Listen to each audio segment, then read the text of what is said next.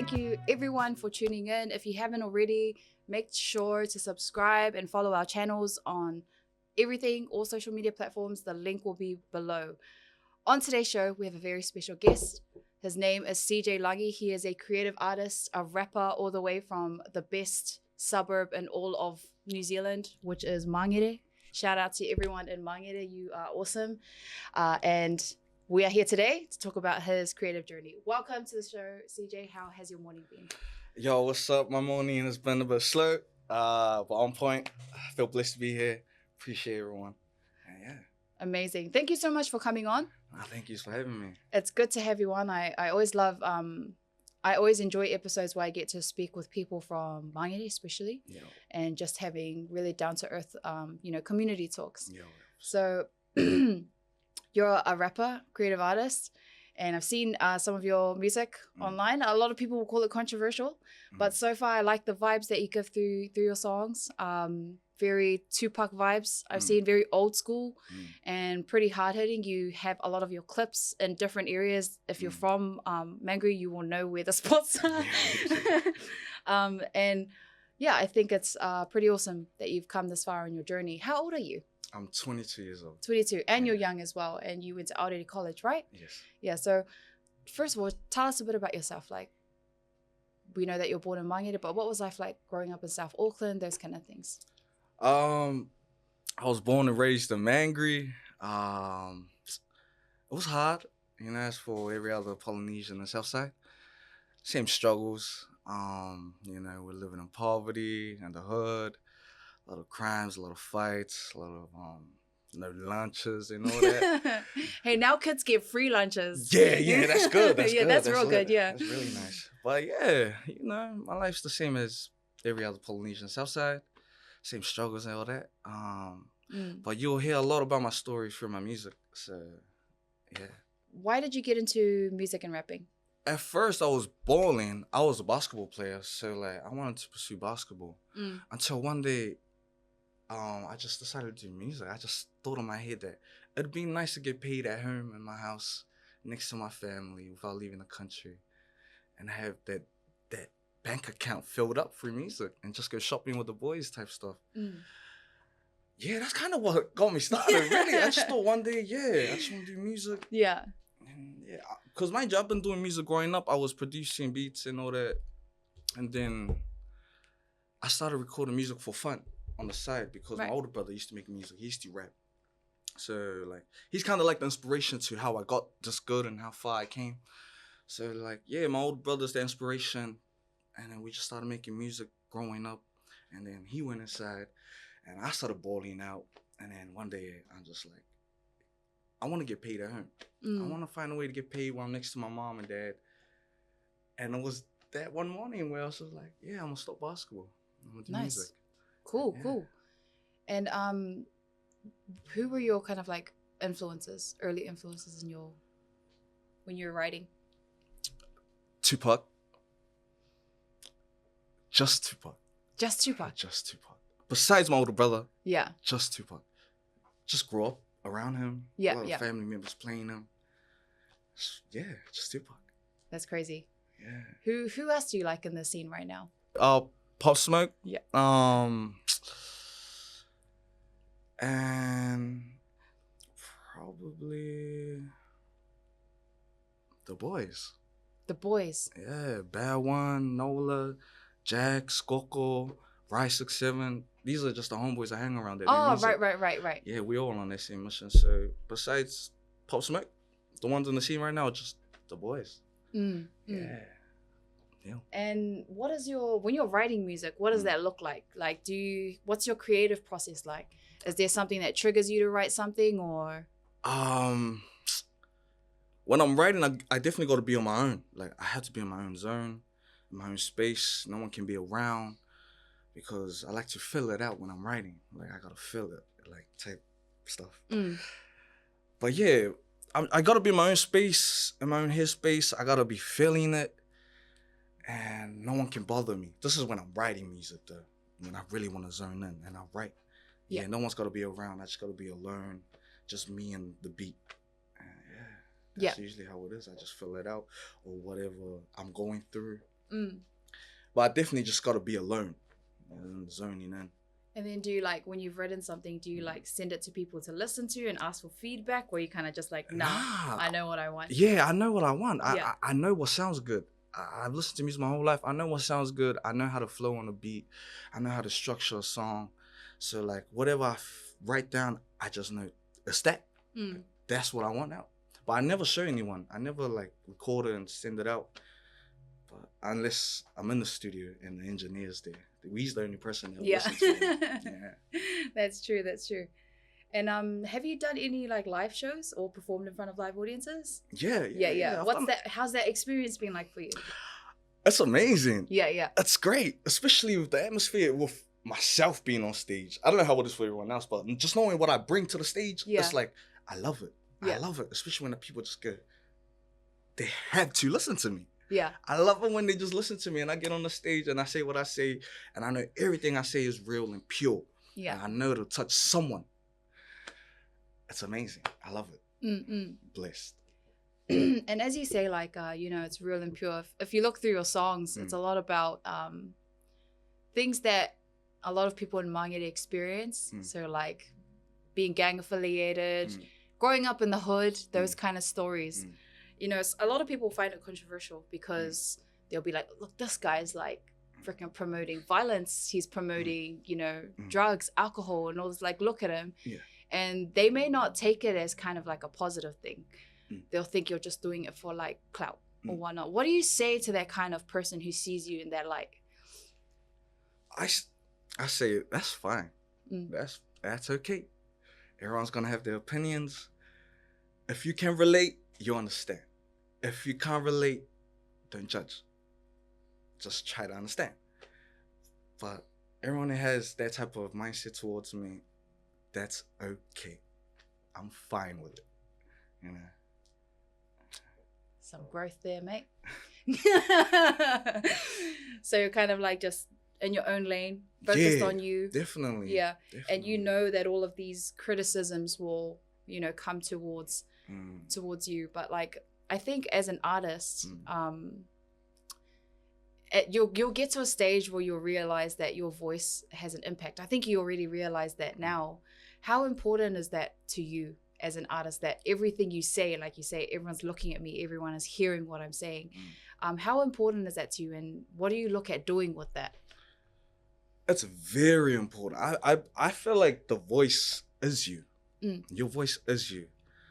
I feel like it's very important because, especially if it's the right thing, if you're saying the right thing, if it's like real, no fake stuff, no clout saying things, just real pure energy, then it's just real pure. Wait, going back to your question? No, so I was asking how important is the power of your voice. My voice or the voice? The voice. Depending on what you're saying, how real it is, how pure, if it touch someone, like, it's very important. Right. Because people need to hear something to feel supported. A lot of people run to music to feel supported.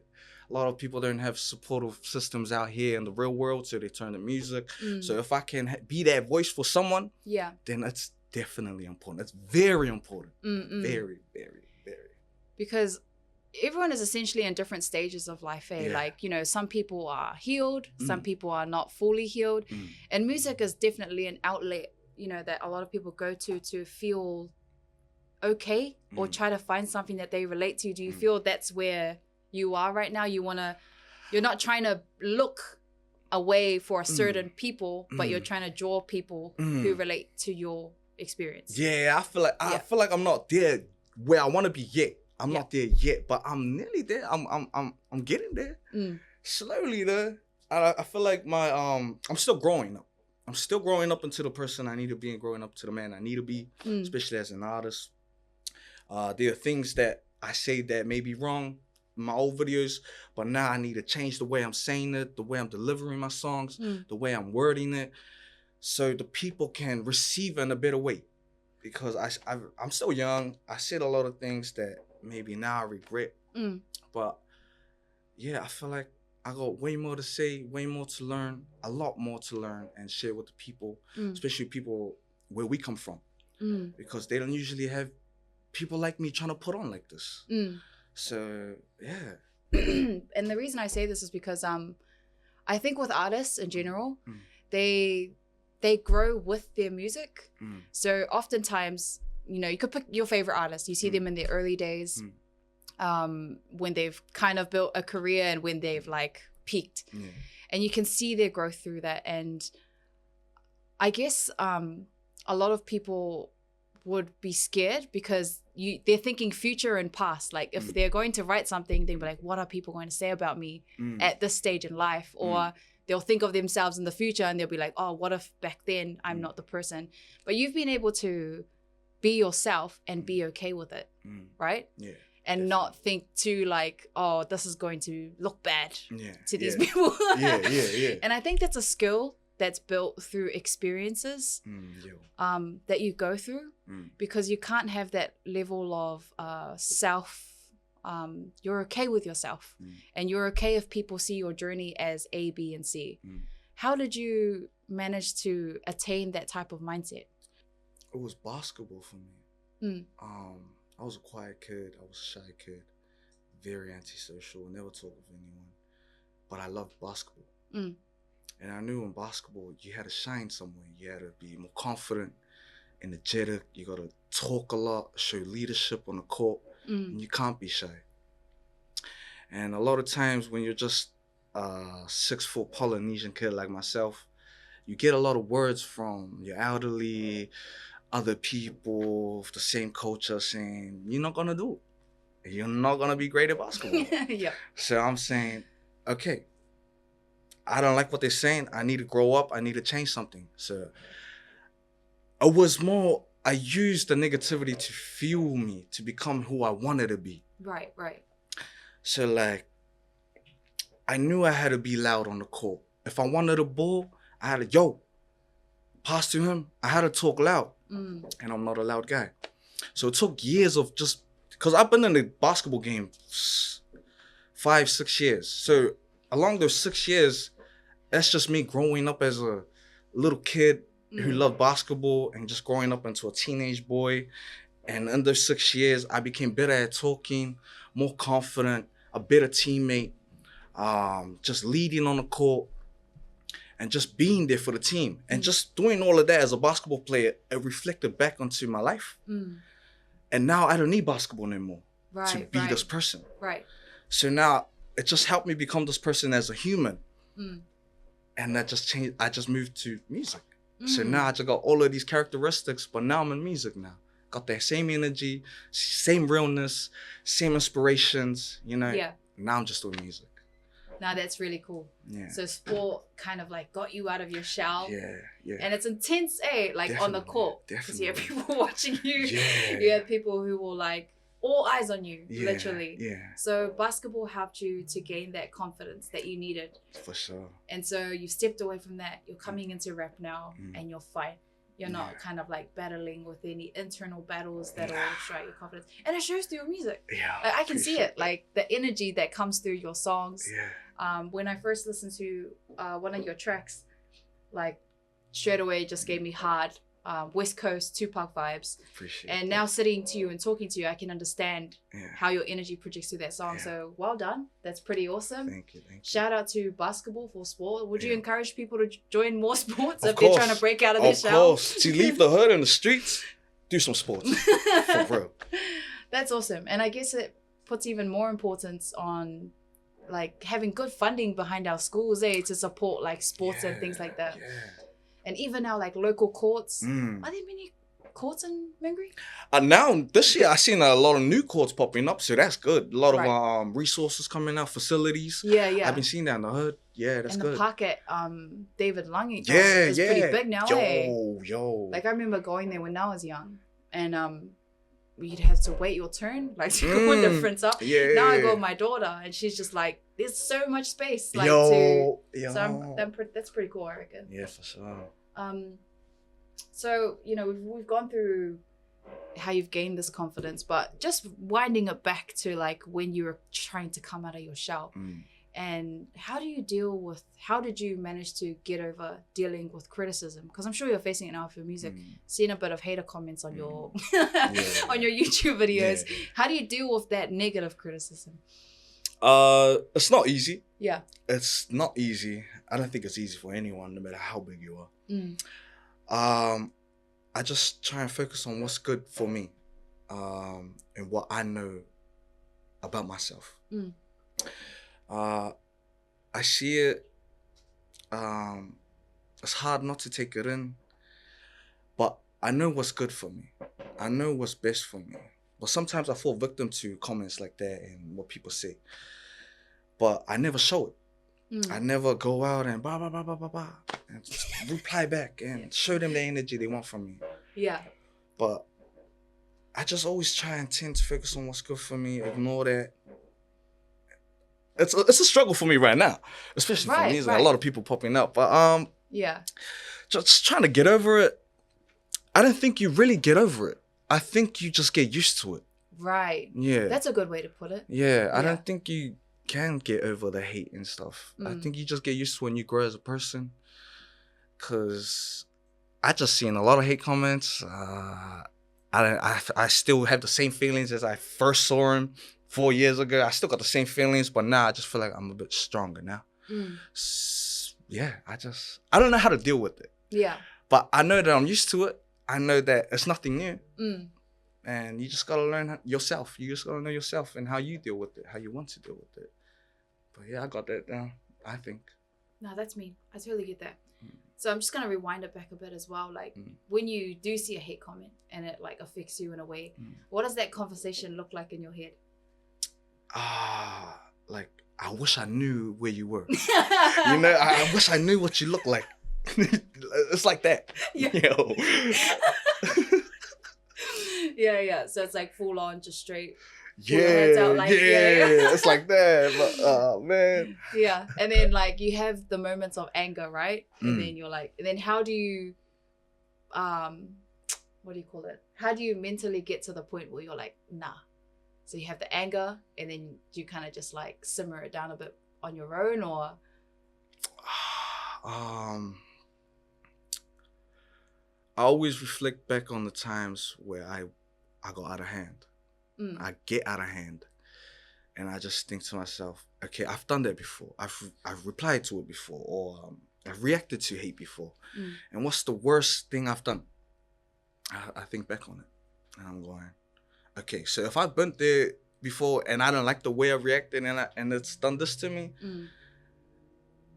then I'll approach it a different way.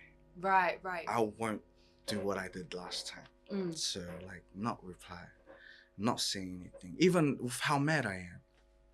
Sometimes I can't control it, and they do get a reaction out of me. But then I learn.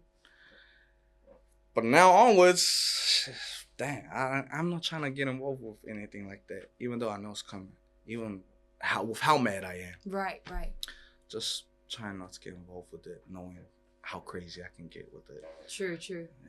So it's all about like finding a different strategy, eh? Yeah. And you had to experience it. Definitely. So like, yeah, addressing the anger, because essentially they just want your energy. Yeah. This dude to like reply back to me. For sure. See what he's like. Yeah. So you don't give it back and you just do your own thing. Try to channel it a different way. That's me. Who's one person that you dream of collaborating with? If you have a dream person that you want to collaborate with, and they could be dead or alive. Oh, okay. Besides Tupac, because we know you're gonna say Tupac. Okay. Pop Smoke. Nice. Pop Smoke and my brother. Yeah. Yeah, just those two. I don't have any dream collabs. Not right now. Right. Yeah. That's cool.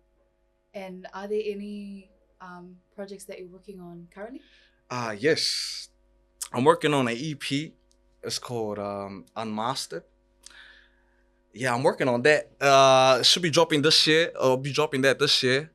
There's a lot of bangers, a lot of different music, different vibes. Not all hip hop and rap. It's versatile. It's just versatile. But yeah, dropping an EP, and I have a single music video coming out soon. That'll be dropping in a few weeks. but the EP should be dropping in a couple months. Right. But yeah, besides that, yeah, just that. Could we go into your EP a bit? For sure, for sure. What's that look like?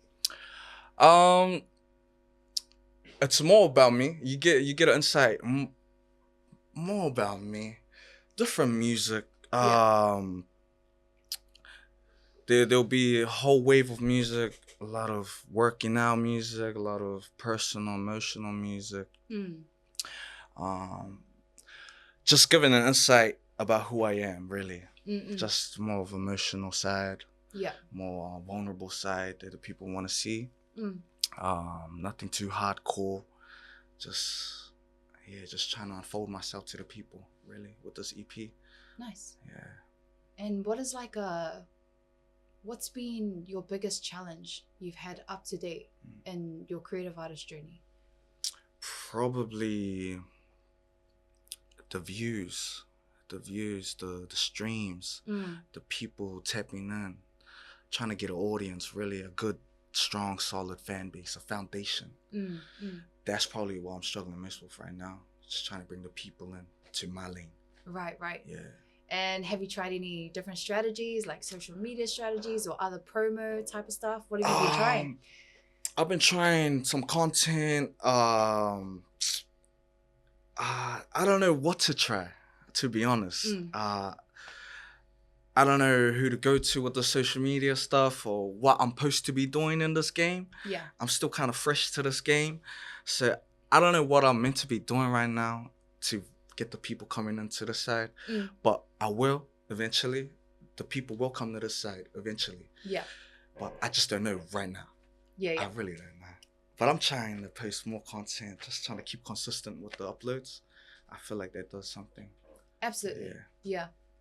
I'm sure it will. Like, consistency is especially now, like we're pretty lucky to have tools like technology, social media platforms that we can put ourselves on. Like, imagine being like in the 90s and like 2000s where it was held by a few people. Yeah. Like, the only way to get yourself out there is like, I gotta make it through this label, or I gotta know ABC to get to this label. So we're in a pretty fortunate time, but I'm not saying that makes it easy, because it's not easy to like deliver content and put stuff out there, or even like what you're saying, like the strategy to use to get there. And what's like been your biggest highlight? What have you enjoyed the most about this? The journey, really. The journey is amazing. I know I'm gonna get there in the end, but it's just going through the journey is just really fun because you just don't know what to expect. It's just a roller coaster. It goes up and it goes down, up and down, and then you get there in the end. But yeah, that's really the highlight for me. Just the ups and downs. I love it. Yeah. Yeah. I was reading a book yesterday, and it's called it's like I'm on this like reading thing. I'm reading books. The Psychology of Money, and it's about how to position yourself in thinking when you're trying to make money. And one of the points was, if you're investing in something, it's not good to see life as a risk. You have to, how do I put it? When you're investing, you have to consider the risk and the inevitable happening. So if you're going to start a business, right? And then someone asks you, what's the risk? If you don't know your risk as much as you know the benefits of what you're going through, you won't make it. That's hard. That's fine. Yeah. So you've got to know everything bad that'll happen and be okay with it. It's not necessarily knowing each and every bad thing. It's understanding that bad things will happen and you just got to go with it. So having that mindset in investment is key to becoming a good investor. And I'm saying, I kind of see that in what you're saying in regards to, you just got to let the bad things happen, because people are risk adverse. If something seems too hard or too, that's gonna like throw me off the board. If this one thing happens to me, I'm not gonna make it. I'm not gonna get the success that I wanted to see. But as a good investor, you have to see the bad as just a normal part of life. And once you clock that, then you can actually finally get some gains. But if you never clock that bad side, you won't. You'll constantly be living in risk, and you won't get as many rewards as you will losses. That's hard. Which is crazy. Yeah. That's fine. So I learned that yesterday. No, that's mean. No, that's lit. So that's a pretty cool concept to have, and I feel like that's you. Like you just genuinely like, yep, risk is gonna happen. Yeah. But it's any risk is gonna happen regardless of what you do in life. Yeah. So big ups to you on keeping that mindset thriving. And just have one last question for anyone, you know, especially to people in Mangere who are wanting to get into a creative career, but, you know, haven't come out of their shell yet. What would your advice be to them?